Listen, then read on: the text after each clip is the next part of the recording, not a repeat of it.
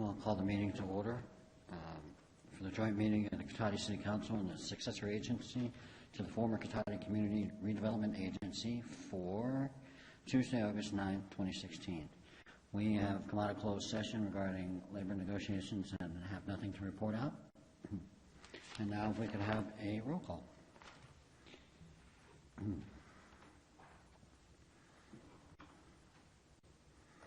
Wendy Skillman. Here. John Seymour. Here. John Deloso. Vacation. Susan Harvey. Here. Mark Landman. Vacation. So we have a light council tonight. Now if you all would kindly join me for the Pledge of Allegiance. I pledge allegiance to the flag of the United States of America and to the republic for which it stands, one nation, under God, indivisible, with liberty and justice for all. Welcome. Not on this item, but you may certainly speak on the item at the end of the meeting under the non-action items. You may certainly address it. I disagree with you, but thank you anyway. So, do we have an approval of the minutes? I'd move to approve. Second. All in favor? Aye. Let that show 3 and 2 abstentions. And we're going to move on to announcements. The City of Cotati has special open office hours on Monday evenings from 5 p.m. to 7 p.m. by appointment in a Community Development Department at City Hall as part of its Cotati Open for Business program. This program provides personalized assistance and information to developers, current Cotati business owners, and those interested in starting a new business within the city. The Rohnert Park Cotati Regional Library hosts events for all ages, including art exhibits, book clubs, and children's programs. All events are free and open to the public. For more information, call the library at 584-9121 or visit the library or visit sonomalibrary.org. The Cotati Historical Society Museum is open regularly the second Tuesday of each month from 5 to 7 p.m., Saturdays from 1 to 4 p.m., and by appointment. For more information, call 794-0305. Citizens interested in receiving City of Cotati community alerts via text or email are encouraged to sign up at nixle.com, N-I-X-L-E. And the City offers a variety of recreation programs for all ages. See details on the web at cotaticity.org. Is the volume on the audience a little loud? Is that echoey out there? No? Seems okay? Yeah, there's just a little bit of feedback here. So.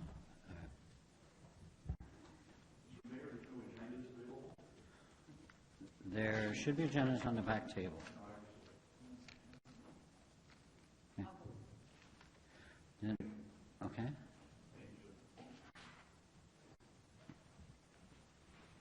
We'll hold off for just a minute until everyone has an agenda.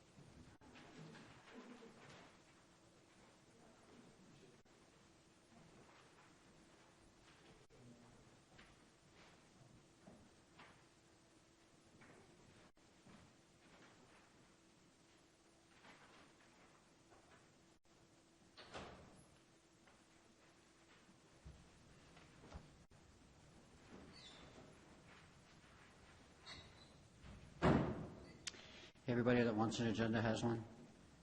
Great. Thank you for your patience. Right now we're going to move on to presentations and the introduction of our new Deputy City Clerk, Lauren Burgess. Mr. Obid? Yes, thank you, Mayor, members of the council, and the audience. So, hot off the press, Lauren Burgess, our new Deputy City Clerk that I'm very excited to introduce tonight. And after a long recruitment, and it was amazing. We actually had a lot of applications, a lot of great candidates, and Lauren rose to the top, and she was right here in Cotati all along. So it's pretty happy to see that. And she's been with us since 2000, in fact, as a dispatcher in the police department. And she is certified by Post in advanced dispatch. And by all accounts, was, and I guess still would be if she went over there, a stellar dispatcher, and she was the primary trainer of new dispatchers because she was so good at it. And also, in 2015, she became a police services aide while she was going back to school. And while she was doing that, she was assisting police management in a variety of initiatives in general administration. And she has, so currently she has a bachelor's in public administration at the USF School of Management. And she is currently pursuing through Empire College a master's in legal studies, which she expects to be completed next year. So she has a lot going on. Busy woman. But we're happy that she's here with us tonight. So I'm not going to make her get up since she's at mission control and go to the podium, but she has a mic if you want to ask her any questions. Vice Mayor Harvey? Sorry. Welcome, and we're glad to have you, and look forward to you being a city clerk for a long time. Thank you very much. Very happy to be here. Councilmember Scummon? Just echo the welcome, and thank you for working with Tammy to make a smooth transition. I really appreciate the work that you've done already, so thank you. so much. And I would also like to say welcome. I'm glad we have somebody that knows the city pretty well, knows the ins and outs. And I'm going to make the assumption that it's going to be a while before you're eligible for retirement. So hope to see you in that position and grow. And I'm looking forward to that. So Thank you very much. welcome. Thank you. And I don't know if anybody else would like to make any comments on our new deputy city clerk. I can open it to the public. Seeing none, I'll close it. Thank you. Okay, now we have the approval of the final agenda. No changes? No changes. Okay. I'm going to move on to citizens' business. Citizens' business and public comment for consent calendar items. Any member of the public wishing to speak to the council on any item listed on the consent calendar or any matter not listed on the agenda that are within the subject matter jurisdiction of the council may do so at this time. Pursuant to the Brown Act, the council is not allowed to consider issues or take action on any item not listed on the agenda during the period.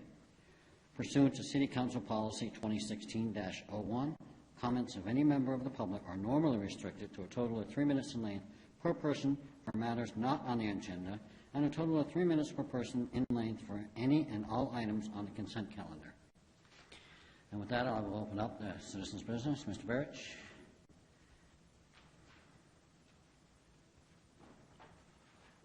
Good evening. Welcome, members of the public, to this meeting tonight. Welcome to everybody at home who's tuning into this meeting. My name is George Barrich. I'm a former Cotati City Councilman here.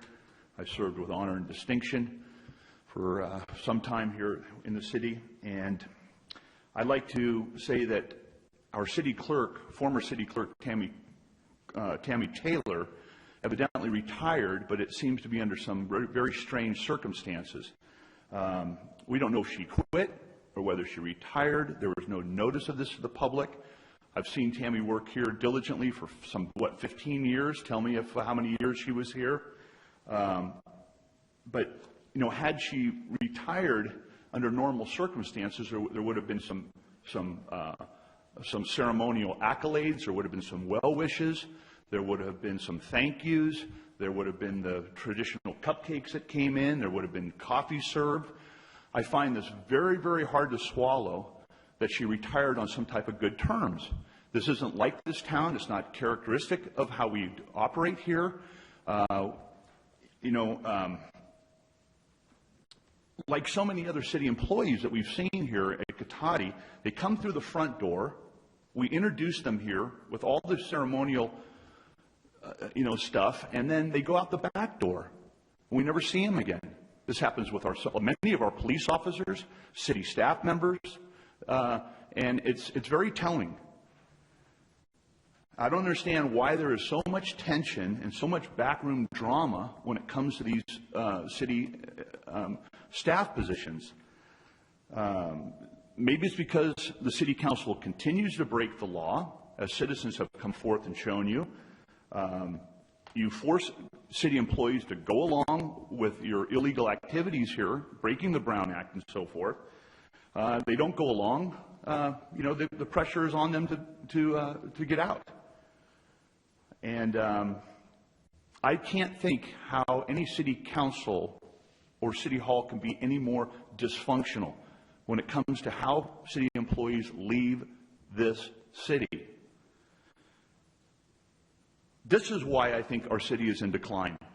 I think this is very telling why our city has been in decline for years. Our planning commission meetings are religiously canceled. There's not much going on in town. Design review board committees are canceled, partly because of your mismanagement and your incompetency. And if it wasn't for the grant money, the federal grant money that comes to Cotati, or Obama money that comes, there would be no beautification projects downtown at all. This is borrowed money, money we can't pay back, money that we said we were going to give back after Measure U passed, but we didn't give the money back. Thank you, Mr. Barrett. Can I have a little more time, sir? No, you may not. Okay. Anyone else like to address citizens' business? Mr. Carricker? Mr. Kirchman. Pardon me? I saw Mr. Carricker in the audience. You both have graying hair.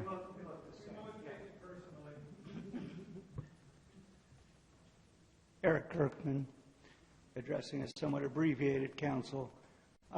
My concerns kind of continue to reverberate, if you will. I drove through town today and saw no Argonaut people at all. What I do see is torn up sidewalks, torn up driveways. I think if I was in charge of the Walgreens, I'd be less than pleased, because certainly it impacts their cash flow with having no traffic flow.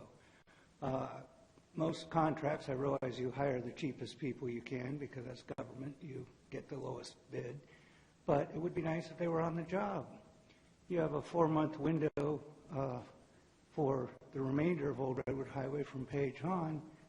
I've seen the streets and sidewalks torn up, but nothing else is happening. So it would be really nice if you could direct your staff to make sure things are happening.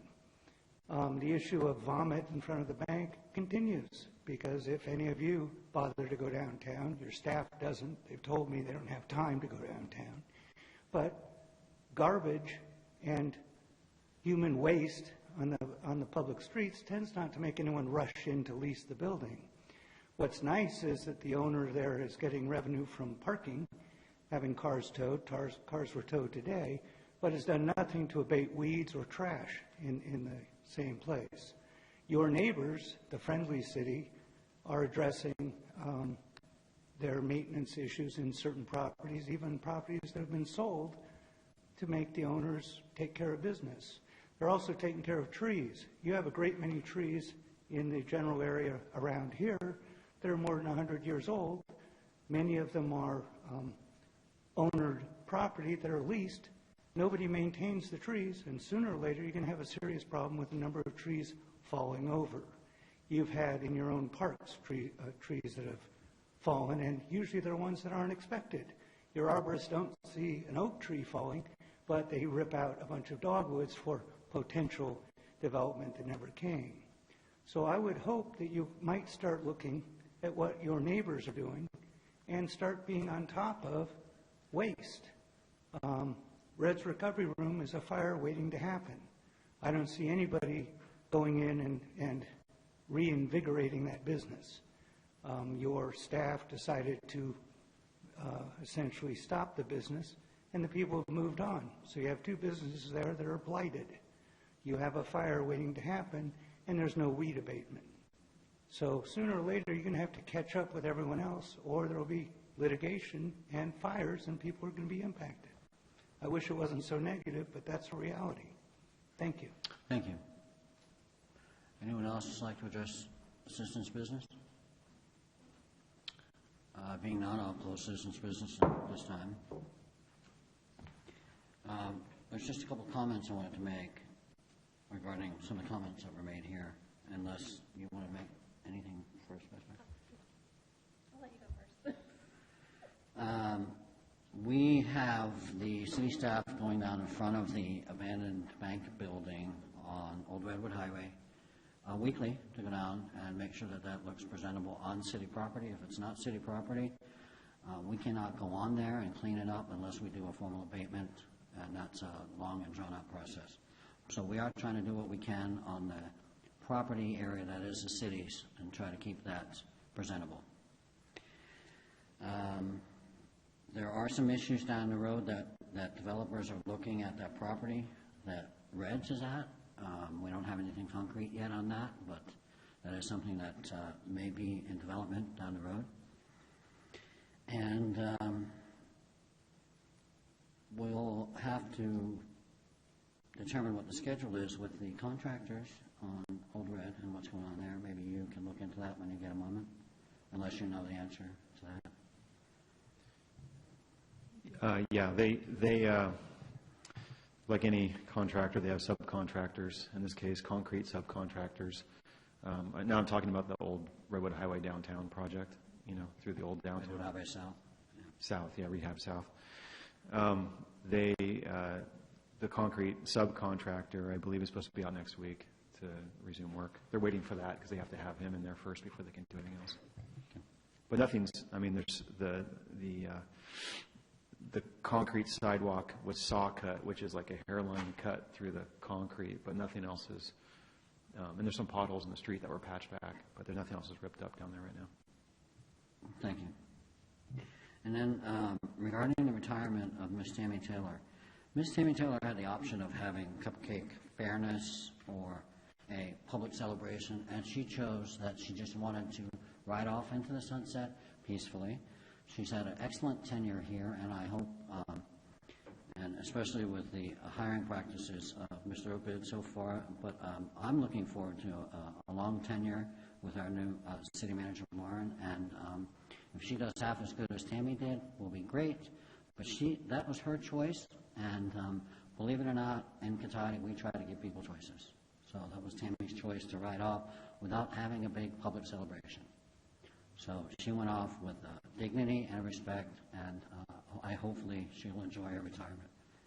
So that answers that one. And then the only other comment I had was the comment from Mr. Barrett talking about serving with honor and distinction. I'm not certain that a recall is honor and distinction, but that's just my opinion on that. Okay. So I don't have anything else on citizens' business. If any other councilman, Vice Mayor Harvey. Yes, I was wondering if we could elaborate on the schedule of the project downtown. Are we generally on schedule, not on schedule, off schedule? I understand the comment about, we do only have a window of time before the weather turns again. So just, are we on schedule or not for completing that? Well, we're certainly expecting the subcontractor to show up sooner than apparently he is. But there is a project schedule, and the contractor doesn't have any extensions, so they're still subject to that contract schedule. So if they don't do work this week, it means they've got to make it up later in the schedule and not extend it.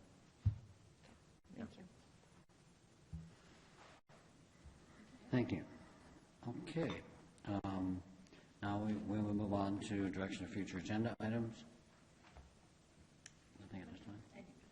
Ms. Scanlon? I just wanted to see or ask staff to look into the possibility of having a youth council. I was approached by a former honorary mayor who's interested in getting more involved in either being a liaison, and he actually came and worked at the Kids Day Festival so that he could get to know some staff members and things like that. And so just wanted to sort of put that out there, that there is some interest, and he said he has other friends who are interested as well in maybe doing a youth council. And I know they do it in some other cities, so we can at least not have to reinvent the wheel. So thank you. Thank you, Councilmember Skillman.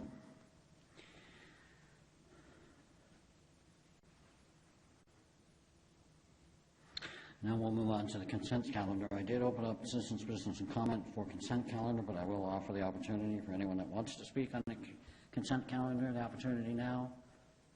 Seeing none, I will close it again on public comment on the consent calendar. So do we have a motion? Move to approve? And second? All in favor? Aye. So that shows a 3, 2 absentees. Now we'll move on to the regular agenda action. The 2016 Water Conservation and Stormwater Education and Outreach Program. Mr. Scott.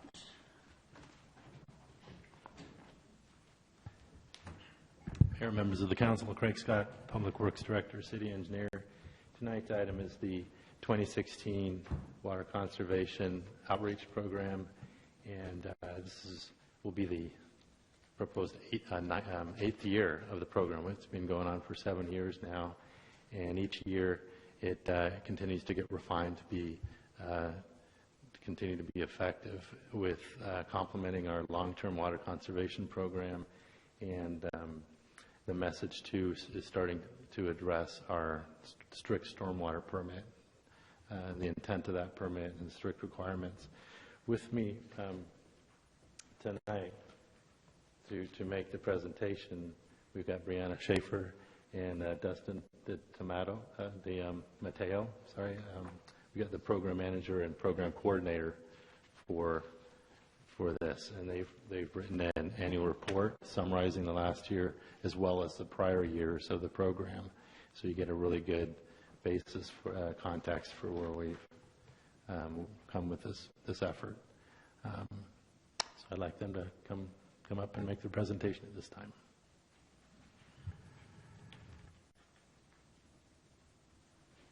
Thank you, Craig, for the introduction, and thank you for providing the space and time for us to give this presentation for our next fiscal year's contract. I was wondering if the presentation that was sent over would be able to get thrown up on the screen. Thank you.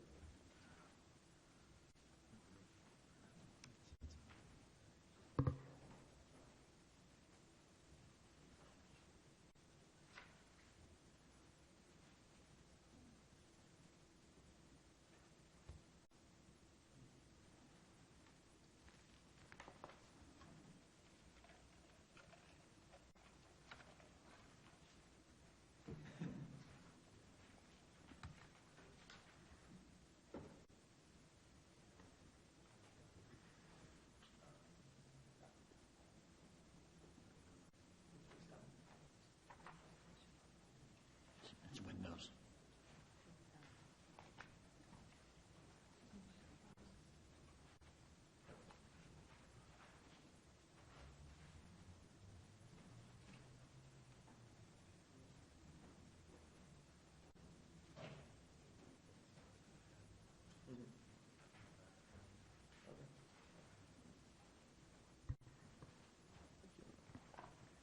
Well, while this is loading, I just want to highlight a few other things that, Craig alluded to. But we began our partnership in 2009 with Cotati and recently completed a program evaluation, of which is to establish a baseline for us to exemplify the work that we've been doing and show year-to-date the progress that's been done. A few metrics to call out, some of which is on the presentation when it pops up. Essentially, these will exemplify our intended impact. But we've hosted from 2 in 2009 to 20 workshops. Going on from that same model, we've now done over 22 installations and work days with close to 15,000 square feet of lawn converted, resulting in a little more than 183,000 gallons of water saved. And before we dive in once again to this year's scope of work, this 8-year partnership, the duration of that time, it demonstrates the strength and integrity of leadership for our city council members. And I just want to say thank you for that. You guys are putting it forward for even my kids down the road, so thank you. And if anybody else is interested in receiving a copy of the program evaluation, my contact information will be displayed at the end of the presentation, and you can reach out to me for one of those as well. Oh, and there it is. Just have to press a button.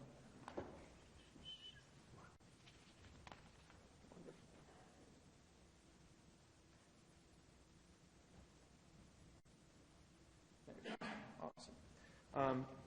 So for those that do not know who Daily Acts is or where we started or were founded from, this will be one of the only 2 slides I'll read, but we were founded in 2002. Our mission is to support people and communities to live more sustainably by reclaiming the power of our daily actions. How do we do this? Tours, workshops, presentations, garden installations, and action campaigns are just a few of the ways we do it. Our partners include public agencies and municipalities, community organizations, schools, and businesses. We do a lot of our work through the guiding principle Gandhi put together, but you must be the change you want to see in the world. We strongly believe that, and it's the way that we inspire a lot of action for our community and participants. So this presentation overview, once again, we'll start with the program evaluation highlights, just providing a little bit more context for folks in the audience that don't know when we started and some of the work that we've done, followed by the fiscal year scope of work. So one of the first highlights is going to be our model site landscape development. Creating model sites is a profound method proven to engage and educate local communities on topics related to water conservation, such as native plant selection, permaculture design, and other regenerative practices. The following model sites listed to the right over there essentially transform how people perceive the underutilized open space and lawns found in certain places within this community. Neighbors and those that pass by are taken back by the remodeled landscapes. And just this morning, I was hand watering Pocket Park Annex, and I had a couple come by and just say thank you for keeping this community beautiful.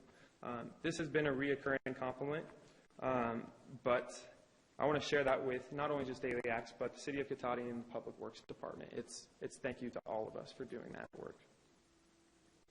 The next one is going to be our water conservation tours. Tourism is what sets Sonoma County aside from a lot of other counties out here, representing the best of what Northern California has to offer, whether that be those interested in wine, food, or eco-tours. And with the Smart Train nearing completion, tourism in Cotati will only increase. The water conservation tours that we offer provide an insightful point of entry for those that have not only been involved in the past, but wish to be surrounded by like-minded folks. These tours have ranged from spotlighting local heroes, showing off their gardens or gray water systems, to the 2 county-wide collaborative eco-friendly garden tour involving the City of Cotati, Petaluma, and the town of Windsor during the Rock and Homestead tour. Our gray water tours, these provide a good point of entry for a lot of folks due to the fact that it doesn't require as much physical capacity as some of our installation workshops do. Sheet mulching, all this stuff, it takes a lot of time and energy. Some folks, they don't phase into that. But these workshops do provide a lot of opportunity for those that are experienced in such practices as sheet mulching. This gives them one more step to kind of move forward to. And a lot of them, the amount of water saved by a lot of folks that do gray water, it's not as much compared to sheet mulching and other things, but it just shows that they're continuing to push forward and not slowing down for anything. The Community Resilience Challenge, another highlight of the program evaluation. It's an action campaign to save water, grow food, conserve energy, reduce waste, and build community. We often promote these model site installations during the CRC to attract and inspire participants to get involved with Daily Acts. So they can then challenge themselves within this next year and register their actions online with us. This past year's CRC, you folks, graciously proclaimed the month of May to be Community Resilience Challenge Month, and we are very grateful for that and the cross-promotional opportunity for outreach and education.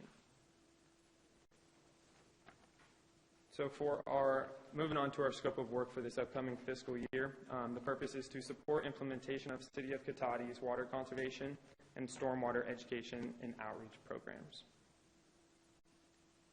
Our first deliverable is going to be water conservation and stormwater education as well as skill building. So 1A, the fall workshop at Pocket Park and Pocket Park Annex. We'll be doing a lot of infill planting at both of those sites as well as installing a much-needed drip irrigation system at the annex, partnering with the City of Cotati to bring students, neighbors, community members to these landscapes will aid the aesthetic and functional quality of both the sites. For 1B, the installation workshop, we're currently in the process of identifying residents that would be able to demonstrate their own gray water systems and plan to host the workshop next March of 2017 as reflected. And for 1C, on August 31st of this month, we'll be kicking off our DIY Talk series. The first will be demystifying drip irrigation from 6 to 7:30 at the Katati Room Community Center, just across the street. And it's the first of a 3-part series for those interested to learn more about water conservation, water-wise gardens, or in a greater scope, indoor and outdoor practices that they can do.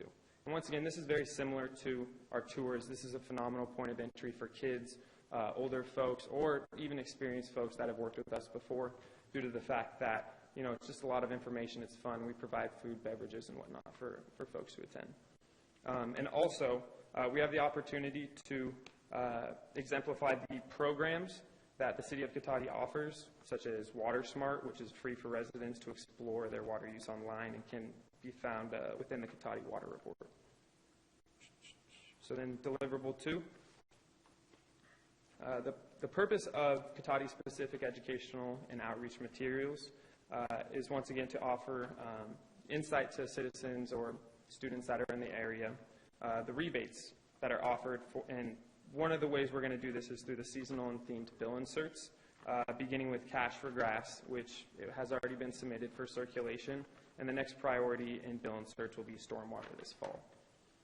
On the next slide, I'll comment about 2B a little bit more, but for 2C, the WaterWise Home program, we've established mutual interest in pursuing the program with Thomas Page Elementary School and intend for it to take place during the spring semester. This program is designed, I should take the timer off, but this program is designed for us to team up with the instructors over at the elementary school and teach youth how to calculate their at-home water consumption levels. Then the students are asked to complete a homework assignment, of which tends to involve their students, and it's a very interactive program. They bring it back, they build off the feedback from their professors or teachers. For 2B, the WaterWise Neighborhood Tour, this photo is actually taken from the Rockin' Homestead Tour this past year, where most walk some bike to 4 different locations, so proud homeowners can educate those on the tour about their at-home WaterWise practices. This past year's tour, the stops included Pocket Park, Councilmember John Deloso's house, as well as the Frog Song co-housing community and a longtime daily actor, Amy Lyman's house. As mentioned earlier, the transformation of these open spaces into model sites, it's quite exciting and educational. But one of the most important aspects is to continue to provide ongoing maintenance and stewardship of these sites with volunteers and partnering organizations on a monthly basis. Also, the inclusion of educational signage is needed to provide context for those that were unable to attend the full workshop or installation, which tells the story of each model site and the ongoing collaboration between the City of Katati and Daily Acts. The importance of creating these sites is that it increases visibility and participation due to the engaging nature of these events. And it's a great way for new daily actors to get involved. As you can see, this photo shows the weeds on the far left, lack of biodiversity at the site, which is located only feet away from a waterway of the Laguna de Santa Rosa, where local La Fiesta Elementary School hosts a lot of tours for their students. So you can see the work we've done. Flowers are actually blooming now, so it's looking very good, and it's pretty healthy. So one person did steal a plant. I don't know who it was, but we'll get to the bottom of it. Deliverable 4 will be the Community Resilience Challenge.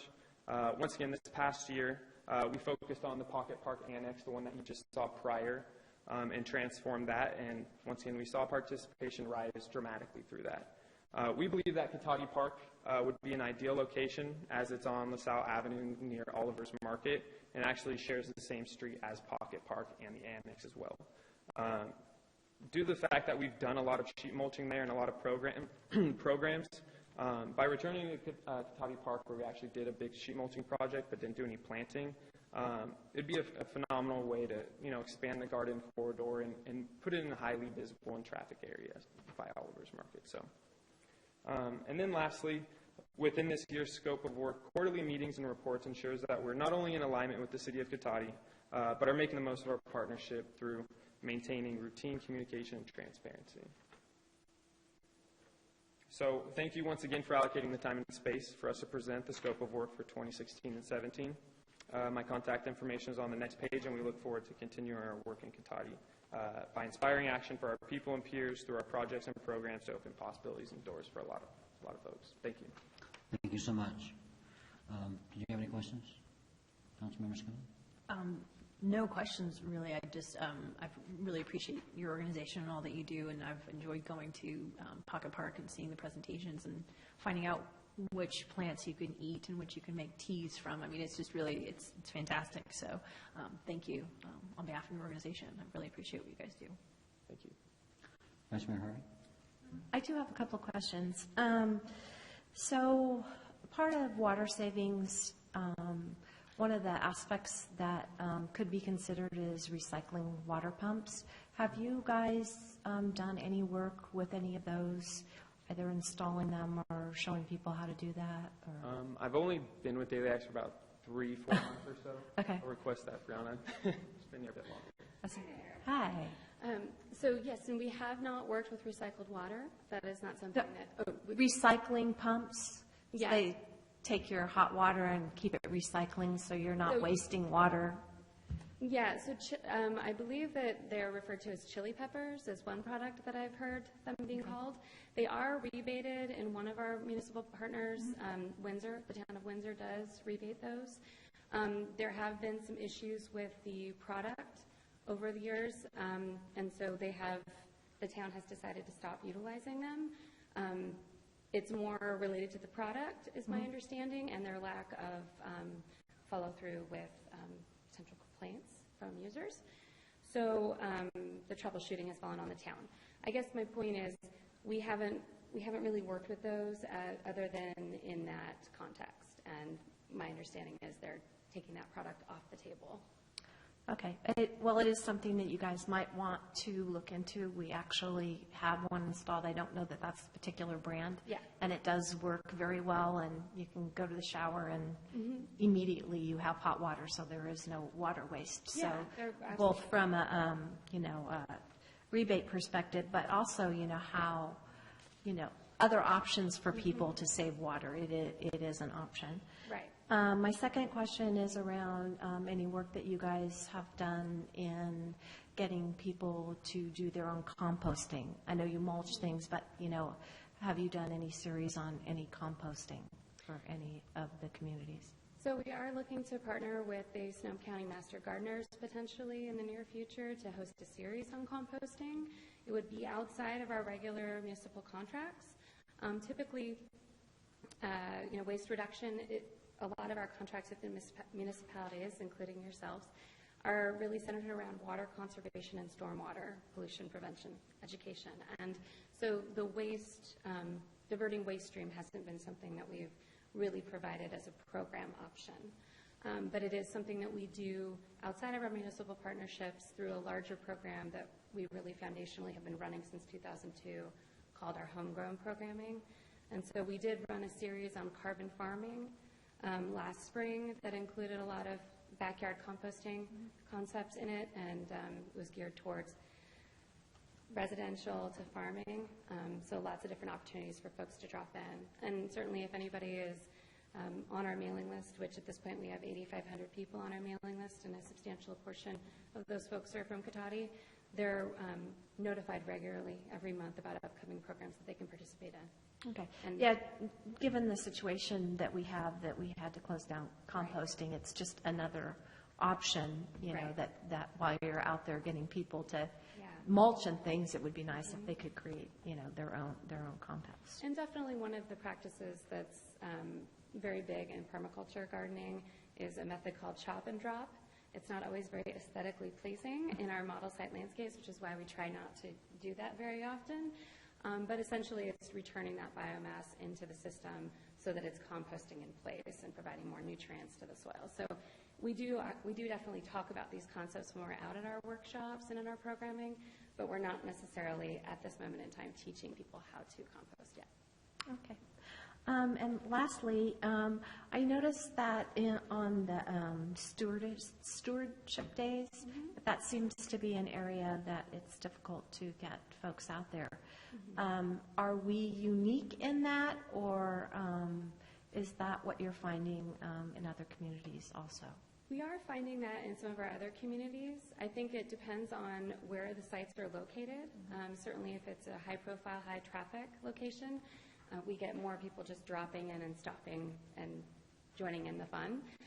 We have been running those for about just under a year now. So we are looking, as part of our program evaluation process as well, we're looking at polling a lot of folks that we've worked with in the past to see if there's a more appropriate time frame or a time of day, day of the week, that would engage more people regularly. We're also reaching out to Ashley Wilson at Raccoon Park to see if there's ways to bring more students, maybe through after-school program opportunities.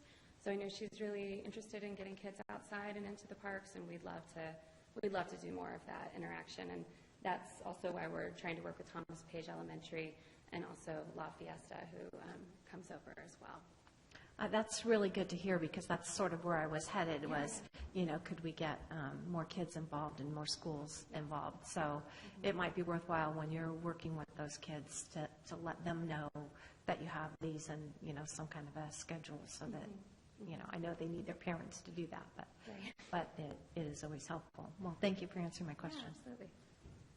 Thank you. I think you guys do a terrific job. I've seen some of the results living close by there.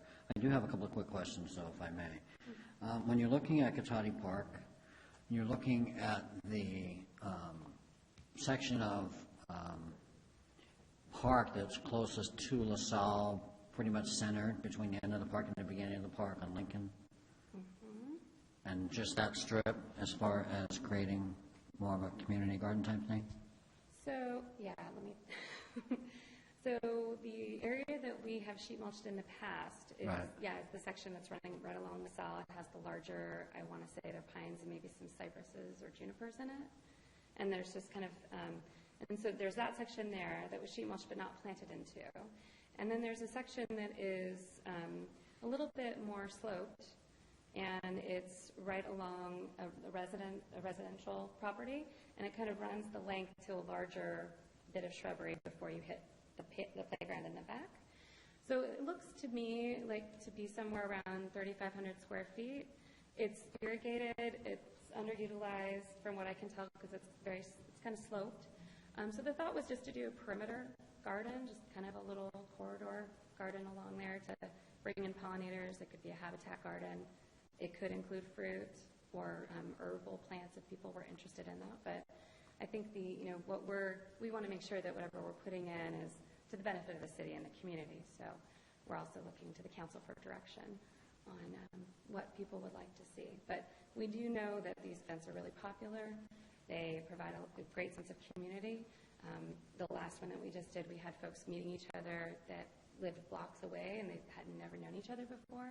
Obviously, they shared a similar interest, and that's what brought them out.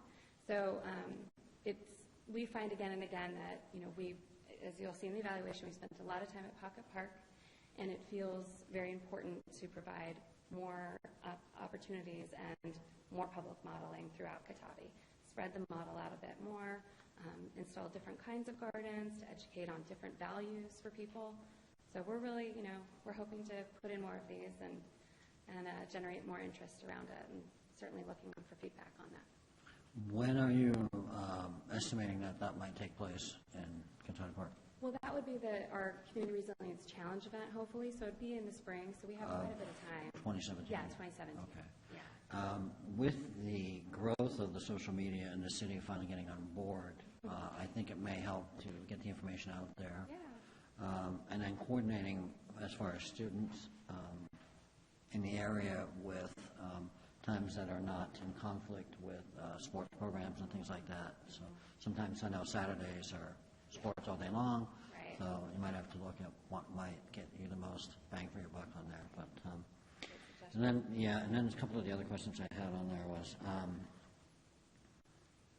when you're targeting the schools, have you determined what's the best appropriate age grade for that?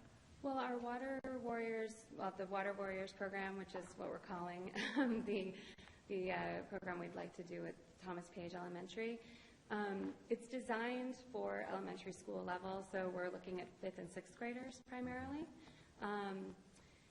Based on previous conversations with other groups that are doing similar types of work and recognizing that it's important to instill these values earlier the better. Also thinking that that's an opportune time to get their parents involved in the process as well. I know that you guys do water-wise surveys for residents, but there might be a number of folks that haven't participated, but then will go through that process with their kid, and therefore we're educating more than just a few people. So the program is designed for that age group, and it's very simplified, looking at your toilet and how many gallons it flushes and your shower head and, everything that an auditor would go through the process with you on in your own home. But we'll be going to the school and talking them through it and then leaving worksheets behind for the teachers to go through. And then the idea is to check back in, help them put together a report. And we wanted a little bit of friendly competition. We were hoping that somebody would be awarded the highest water conserver and potentially get a little certificate from the city council to, prove that. So it just seemed like there are multiple science classes at Thomas Page, so it's a great place to pilot this program there and see if we can develop it further. And it does include a stormwater component as well. We ask the kids to look at the amount of impermeable surfaces around wherever they are living and kind of calculate the path of the water as it goes to the storm drain and what pollutants it might take up with it on its way. So there's hopefully a nice, well-rounded program.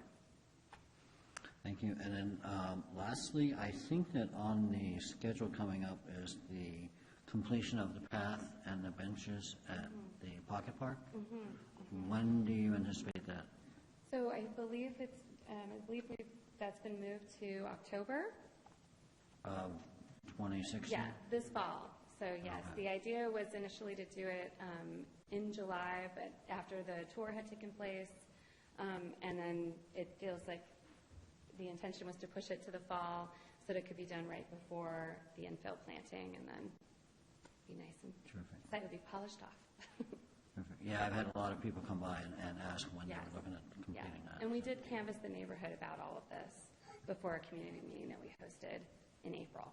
So the neighborhood should be pretty well aware. It's much better than it was initially. Oh, good. Yeah. Good. Like to hear that. Just if I could add, that the thought there was, once we had Public Works think about it, would be disrupting the irrigation out there, and so we didn't want to have the plants without water, in the height of the summer. So we were waiting for the fall months when the days are shorter, and we're not worried about the plants so much, and we can have time to reestablish the irrigation system, because the path is going to kind of cut through there, so we would have to wholesale, take the irrigation out and then redo it. So that was the thought process. Thank you.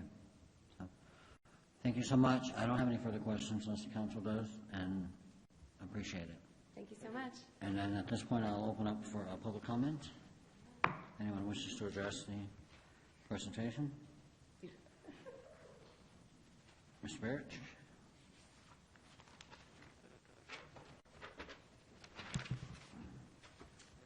Well, it's not too often I feel like I want to scream. But that was really something. I think both these people have a bright future in politics by the way that they can go on and on about something so crazy as this program, which was a public works boondoggle. It's been a huge waste of money from day one. It's raised water rates. Consultants have been paid. And to give thanks to the council for inspiring the community to be water smart was a joke. There's hardly anybody at these meetings. You've inspired nobody. The public has taken it upon themselves by listening to the state officials and county officials and the news media who are here tonight about how to conserve water.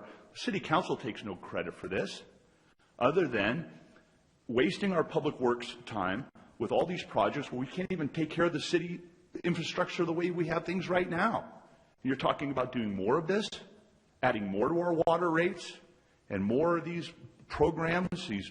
It's absolutely ridiculous. How many citizens have we had come before the city council criticizing daily acts for the thousands upon thousands of dollars that the city has spent over the years? How many? I mean, it's just ridiculous. And what is the ultimate purpose of all this? To save all this water? To bring more people here to our community? To save more water? So we can bring more people to our community? So that we can control the public? Control what the water they use? Control how they drive? Control how they live? Control what they eat? It's all about control. It's not about water. It's never been about water, Council. And you're not fooling any of us. Thank you. Ms. Haldeman.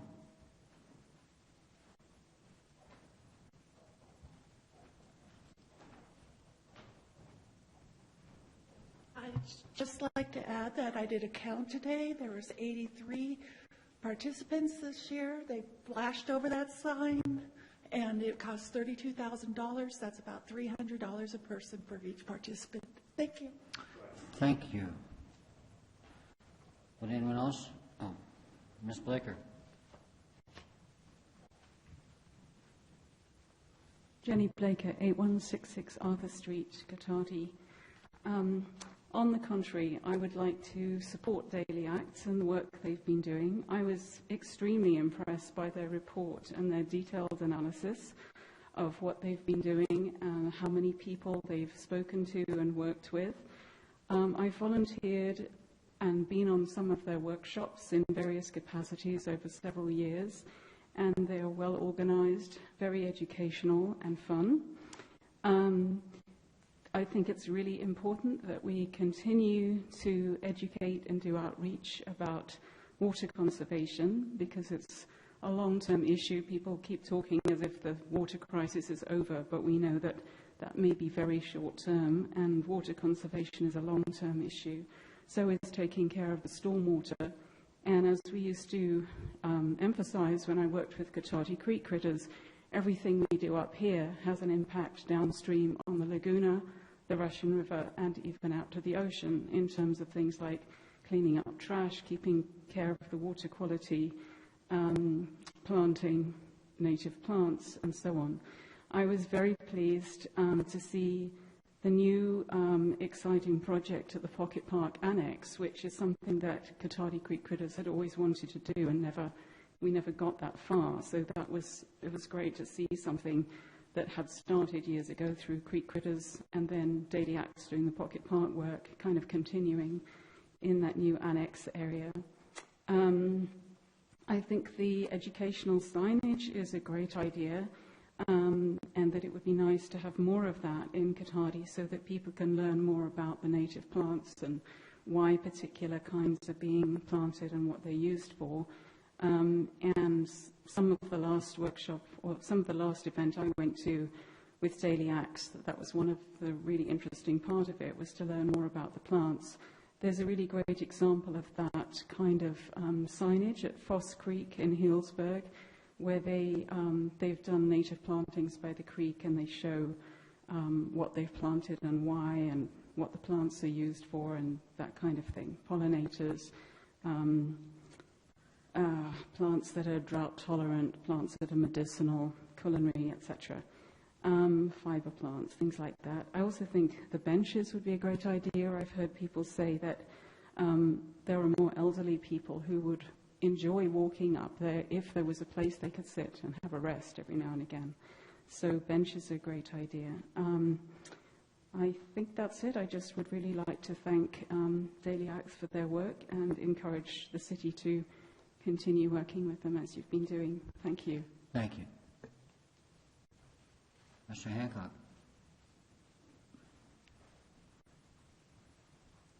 Yes, good evening, Council. I'm Neil Hancock. I'd like to support as well that we do pay attention to stormwater. I mean, it takes many, many different guises. We pay attention to the environment that we live in.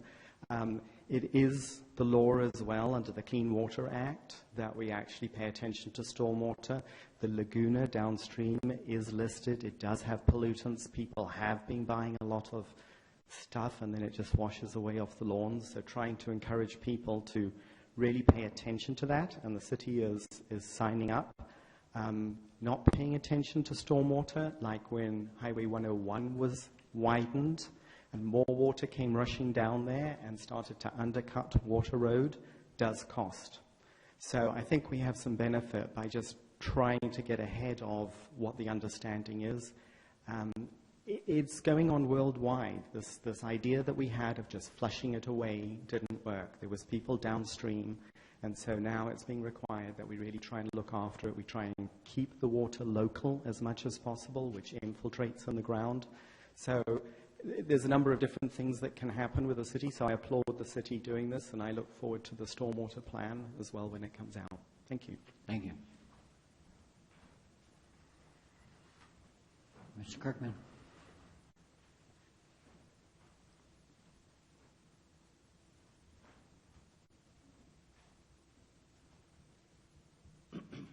Some ideas take a long time to take heed, and unfortunately, it takes a fair amount of mistakes before we do things right. In the 80s, Sandy, Pip Ellis, and I used to travel together, and oddly enough, from San Francisco, California, we saw gardens that were xeriscape, and she came up with the potential of doing more xeriscape here. 30 years later, give or take, it's starting to take hold. Some things are pretty simple. At Laguna High School in West County, they received a grant. They have a large tank, and very simply, the rainwater from their rain gutters goes into a tank. The tank is 500 gallons. It doesn't fill up every time it rains, but you'd be amazed how much rainwater can fill a tank. There's nothing like that here. There's nothing like that next door. And I'm not sure, but there's nothing like that at Thomas Page. If it works at one school, it should be able to work in public buildings. It should be able to work anywhere. And if I go to school and I see rainwater going into a tank, I go home, I say, Dad, why don't we catch rainwater? So it's an idea that might catch on. That would be education where people see it and it's straight up. It's not warriors, it's not playing games. It's a simple way of conserving water. I do it at my home, and you'd be amazed how much rainwater fills how many tanks.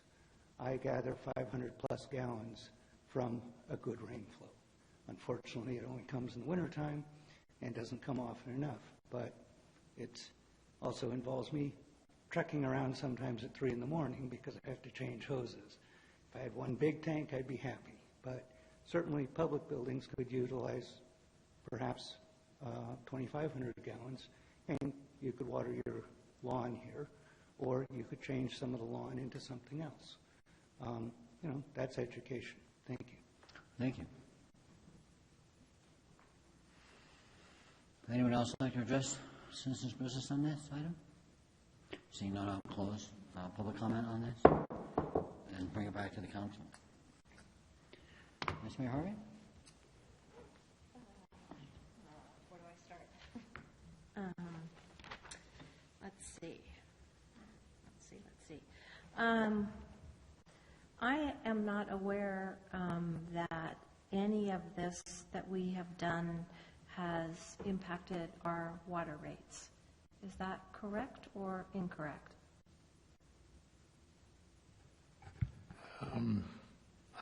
It's not. It's really minimal. I mean, it's $32,000 with $27,000 coming from the water fund, and so it's a very minuscule amount of our water fund, and it is being argued and actually proven out in many cases that you go after supply by the classic way of putting in a well, or it's shown to be more cost effective to go after it as reducing water waste. And so in a way it's actually causing our water rates to be less expensive because we're becoming more economical, more efficient.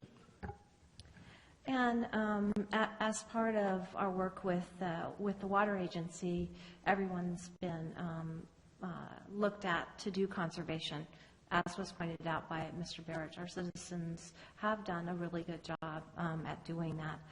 But not everyone knows exactly how to do that, and that's where the education comes in. And it's not always just people participating in these specific workshops and things, although I wish more people would attend. They don't. There are materials that are periodically put within the water bills so that people have the ability to learn from that, as well as the emails that come out from Daily Acts that also give tips and other events that are available elsewhere. So I do agree that it is individuals that need to conserve the water, but we have an obligation to help educate them on ways to conserve that water. I agree that for the $32,000, I think Daily Acts has spread that out very well in the various different aspects we get. It's not one thing, it's a lot of little things. And I think that you touch a lot of different people based upon various different methods. I am glad to see the addition of stormwater. I agree that that's something that we need to start looking at. There are laws that make us have to look at that, but I think it's also, as pointed out, times have changed, and we do have to look at things a little bit differently than we did in the past. I do like Mr. Kirchman's idea of rainwater catchment, and I'm hoping, and I'm seeing nodding heads from the folks from Daily Acts, I hope that at some point that might be something much like the gray water that we can incorporate into the program that we have, and you can let folks know. So those are kind of my comments, and I am very supportive of the work, and I think that it helps Public Works out because we can't do it all, and they do a really good job at it. So I think the more that we partner with people that are expert at things, I think that we get the biggest bang for our buck. Thank you. Councilmember Scumming?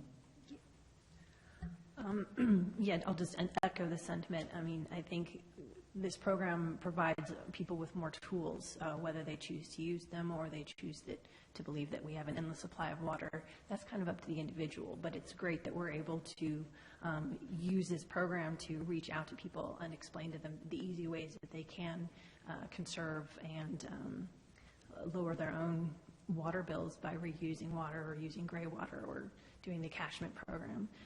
So I'm also in support. I'm really impressed by the work that you do and getting the word out to people and just telling them what their options are if they're interested in conserving water. Thank you.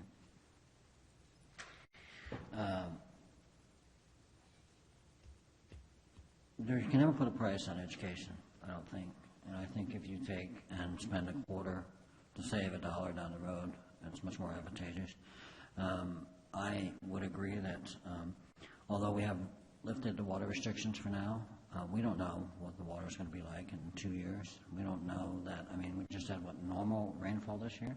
So next year we could have minimal rainfall, and we're right back in the same boat. So I think the greater the education, the greater the outreach, the opportunities available, and in partnering with the city, we are obligated under the state to educate and reach out regarding stormwater runoff and how that affects the creeks and the environment, et cetera. So I think that they do a terrific job. I think if we were to try to put somebody in place to do that full-time here, it would cost significantly more money. And I fully support the program. So with that, I would look for a motion. I would like to move that we adopt a motion authorizing the city manager to execute an agreement with Daily Acts for water conservation and stormwater education and outreach for the fiscal year 2016-17, not to exceed an amount of $32,000. I'd second. All in favor? Aye. Let that show it passes 3-0. So now we'll move on to, thank you very much for coming out and presenting that. Thank you, Mr. Scott. And then now we'll go to correspondence and pending legislation. Mr. Obid? Yeah, thank you, Mayor, members of the council. So in the packet is a letter that we received from the district attorney's office, and As you know, there, as we've heard in this public venue, as well as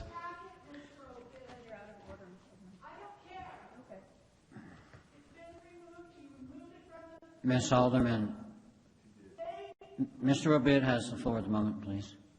Mr. Obid? It has not been removed from the packet. So, Ms. Alderman, Mr. Obid has it. Mr. Obid, thank you.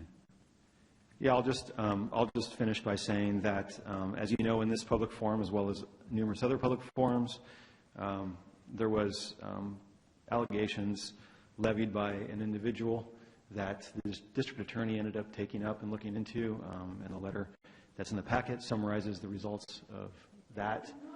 And the short version is the letter basically finds that there's no basis to support any of the claims of impropriety that were alleged to the district attorney. So with that, I'll turn the floor over to the council. Thank you. Ms. Harvey, any comments on that? That's right. This is not an action item. No, it's not really an action item, but if you would like to comment on non-action items when we get to that part of the agenda, you are certainly welcome to. Yeah. So, your report is received. Thank you very much for the correspondence here.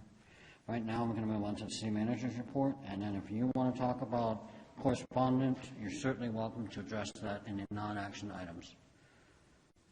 Mr. Obid.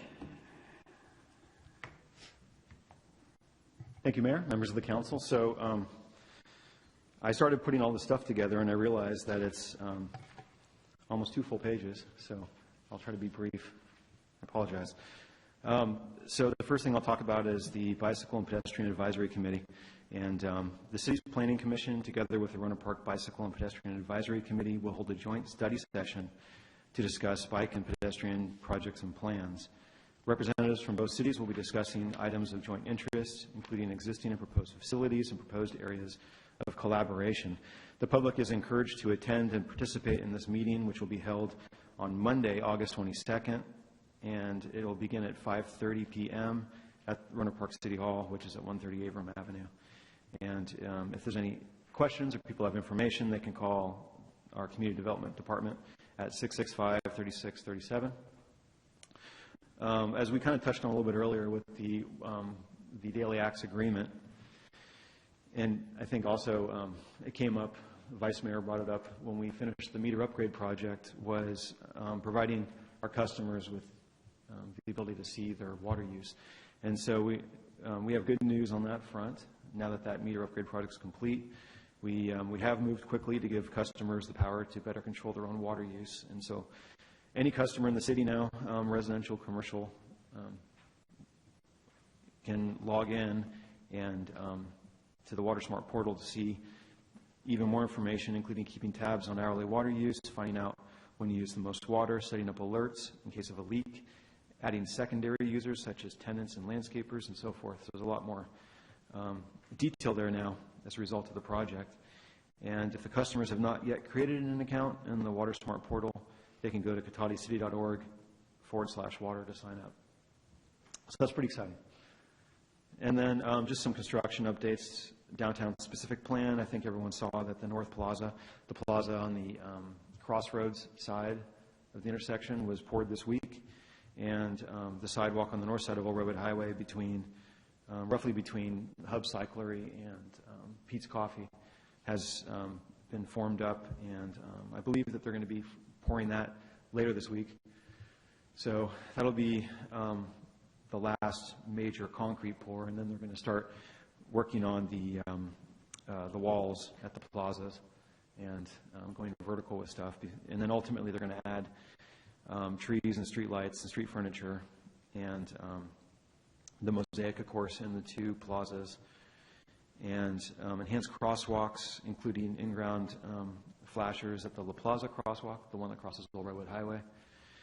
and bicycle lane treatments at the intersection of 116 and Old Redwood Highway. And related to that project is the 116 Landscaping Improvements Project. This was new street trees, irrigation, and center median landscaping on Highway 116 at the US 101 interchange.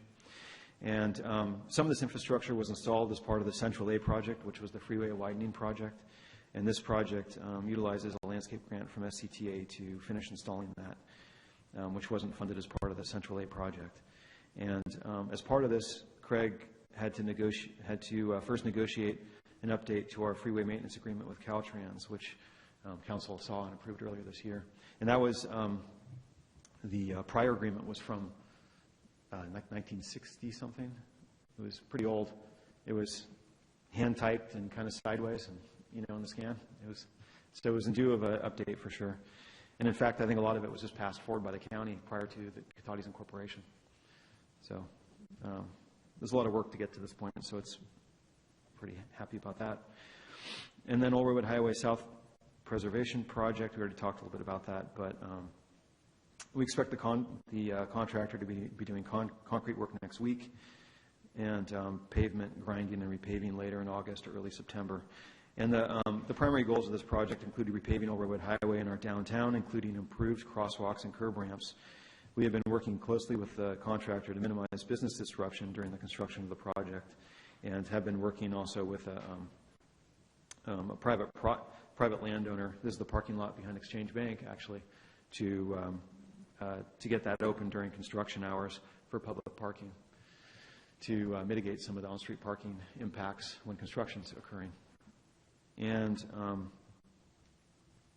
Fleddy Ranch, I think you saw from across the street, the project's nearly complete. The primary outstanding items on this project are the picnic bench, drinking water fountain, and signage around the oak tree at the corner of El Rancho and East Cotati, or East School Street. And I believe that's going to be installed next week. And the good news there is I see a lot of people, since I happen to be looking out the window all day, I see a lot of people on that walkway. So it's already well utilized. CDBG, that's Community Development Block Grants. We have a trio of projects there, most of which have wrapped up at this point. The new sidewalk at West School Street at Clifford, new sidewalk on La Plaza from Dos Amigos around the corner on West Cotati to almost Olaf Street, including new parking spaces in our downtown, and curb ramp replacements in the Gravenstein Way neighborhood. And like I mentioned, these are CDBG projects. And Craig, our Public Works Director, has been innovatively working with CDC, which is the Community Development Commission, who administers the CDBG grant, to utilize some unspent funds in the Gravenstein Way neighborhood to try to fix some sidewalk uplift issues, to further the goal of the funding source, to remove barriers, obstacles to access, especially for handicapped people. So. One more project, West Cotati water main project. I think you've probably seen some construction signs gone up on West Cotati Avenue, and this project should be underway shortly if it hasn't already started, which includes replacing and upsizing the water main on West Cotati Avenue between Cohen Court and Maple, and installing a new master meter at the Rancho Cotati Shopping Center at East Cotati and LaSalle.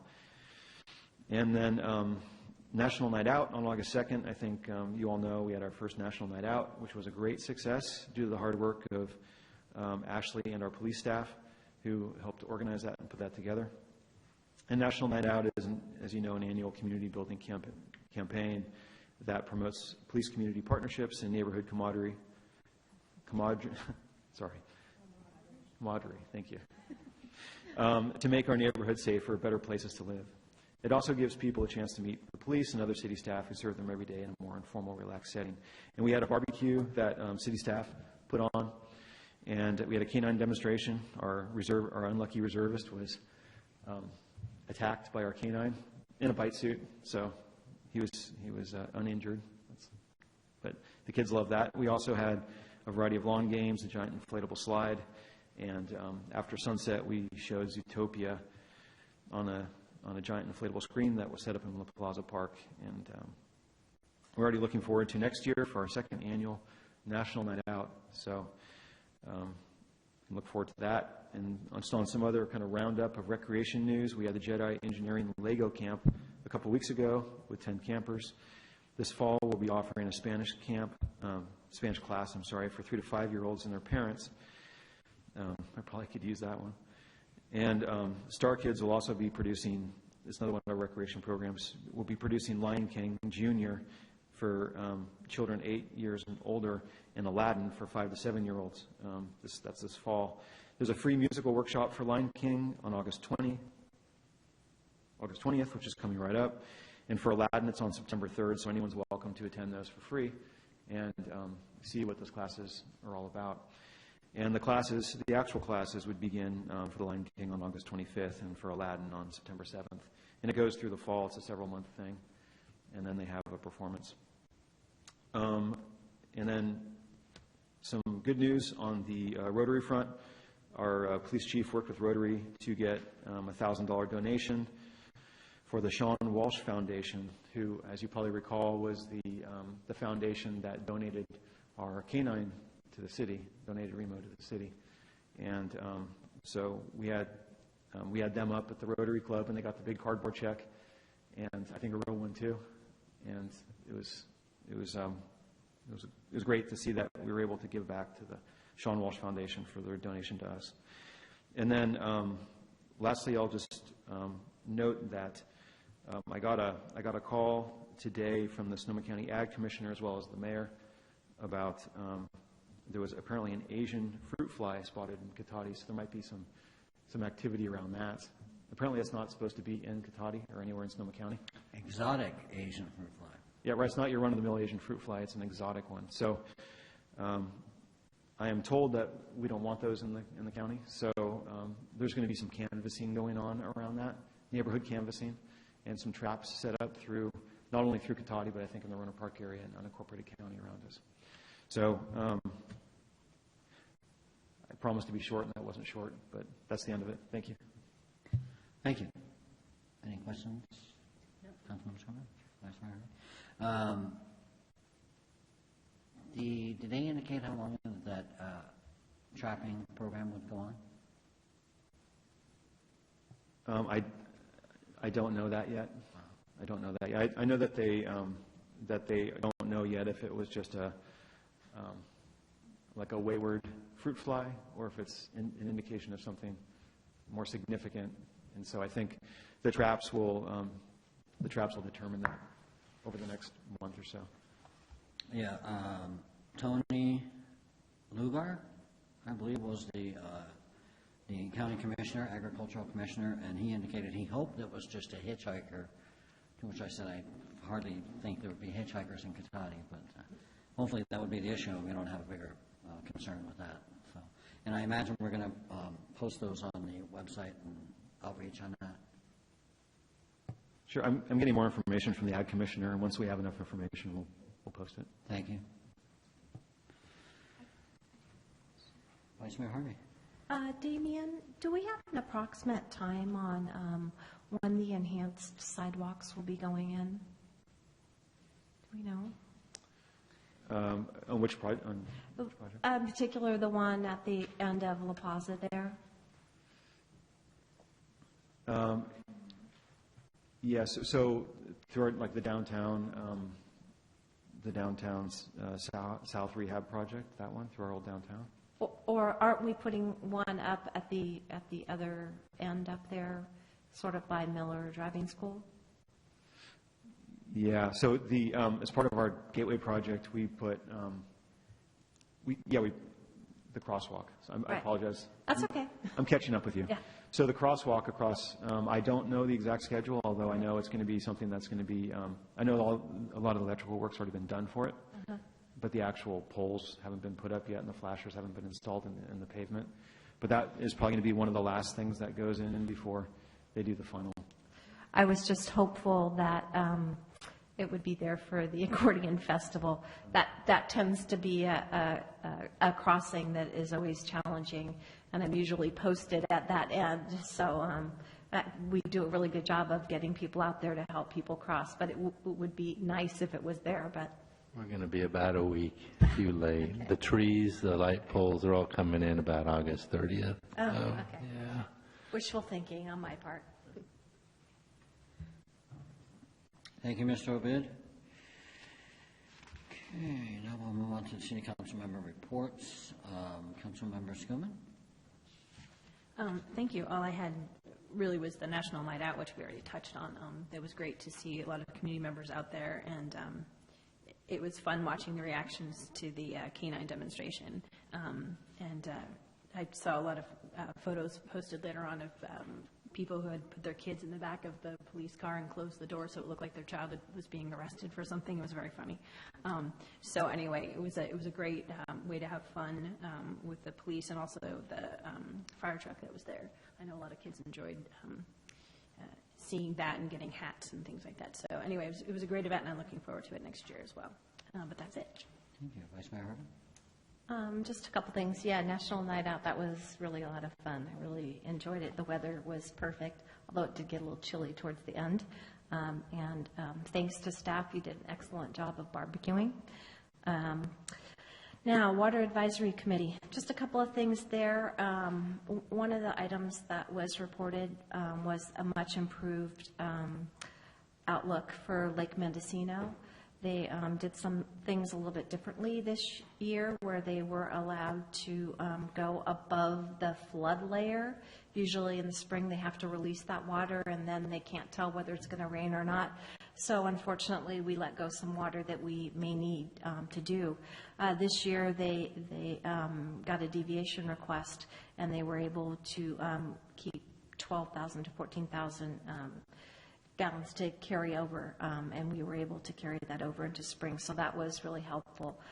They're starting to work on different methods to be able to look at the atmospheric rivers and that kind of thing to try and get better than the old, 30 or 40-year-old guidelines that we have for releasing flood water. So it's good to see that was successful this year, and I'm sure that we'll have more to come on that. The other thing that was discussed is that there are 12 agencies working together to discuss Sonoma County groundwater, and they've had some workshops on that. And basically there is a deadline of June 30th, 2017 to kind of come up with a plan for that. So if anybody wants to find out more about that, the website is sonomacountygroundwater.org, but more to come on that after the workshops. One just kind of general thing that was really sort of interesting was that in our area, the state has designated that there are 14 different basins in our area, which is really quite interesting. It's possible that some of that may change, but right now that's kind of what they're looking at. And that's all I have to report on that. Thank you so much. And I don't have anything other to report other than I did hear nothing but good things about the National Night Out. All compliments, nothing negative from anybody. So I thought it went really well. And then we have our mayors and council members meeting coming up Thursday. So with that, I will move on to public comment on non-action agenda items. Ms. Alderman.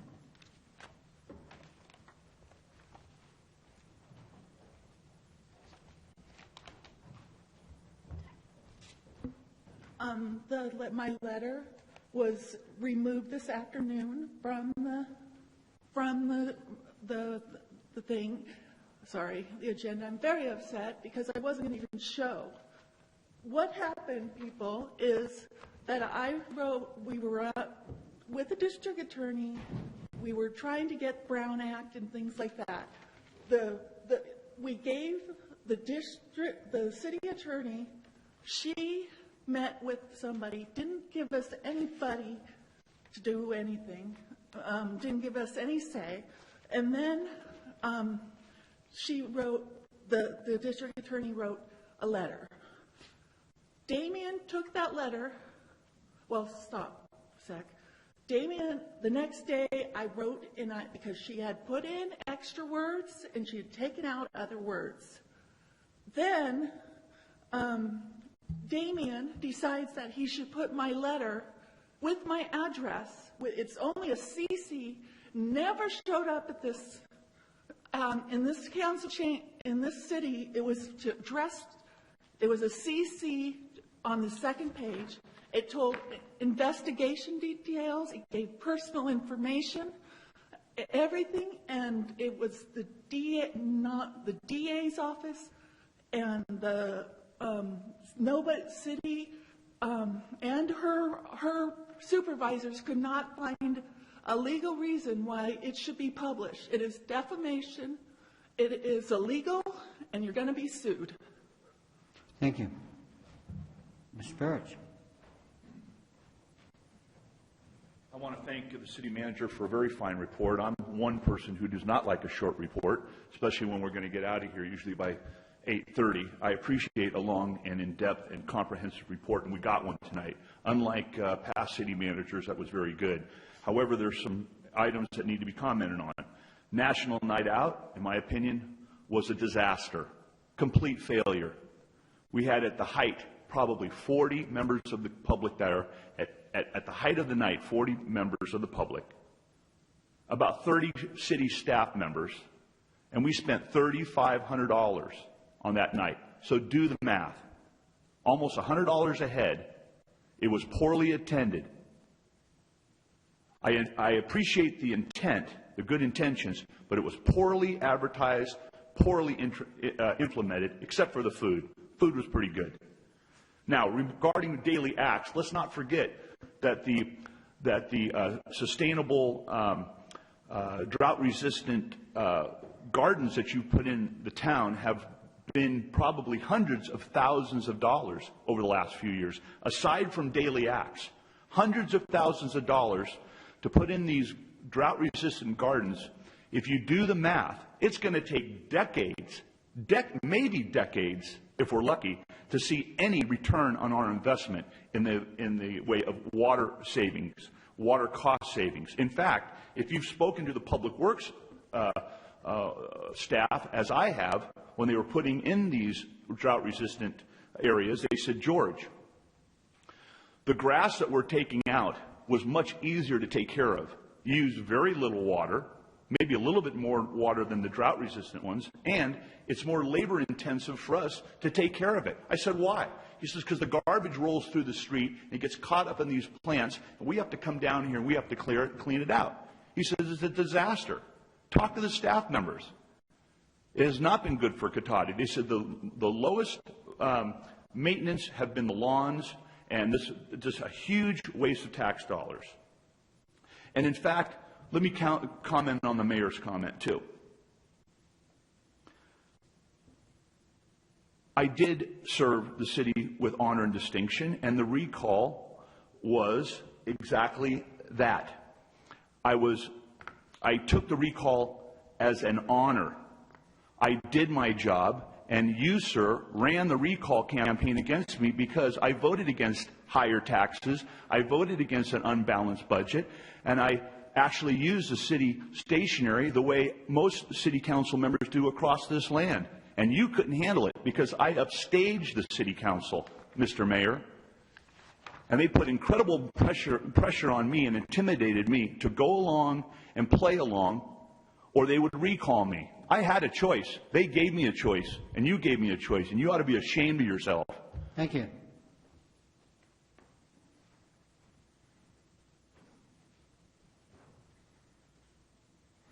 I don't know if you have any comments on any of those issues? No. Regarding? No. Are there any other public comments on non-action items? Seeing none, I will close the public comment on non-action items. Anything you'd like to? Certainly. Staff? Yes. Sure. I think it's to the Public Works Director. Give you a chance to get up here. So could you speak a little bit to the question regarding the expenses for the drought-resistant gardens and whether or not they are more intensive for us to take care of, and the water use? Could you elaborate? I'm sorry, I didn't listen to all of that, but I heard something about garbage needing to be picked up out of the the landscape, and I didn't make much sense to me what was said. But the drought-tolerant landscaping is less maintenance intensive. The comment that what struck me was I'm the Public Works Director and I have not been asked about this and had this discussed with me, so I really didn't know what that was about. I believe, if I may elaborate, the comment was that the drought-resistant plants and gardens are a disaster and cost hundreds of thousands of dollars, which I would be shocked if that were the case. Oh, yeah, well, we saw one year's budget tonight. It was $30,000 for a much wider, broader program, and the landscaping is just a minor piece of that because it uses and leverages volunteers. So, if we were to run this program out 40, 50, 60, 80, 100 years, maybe we'd get close to those numbers, but no, it's just that's exaggeration. Okay. Yeah. Thank you. Anything further on that?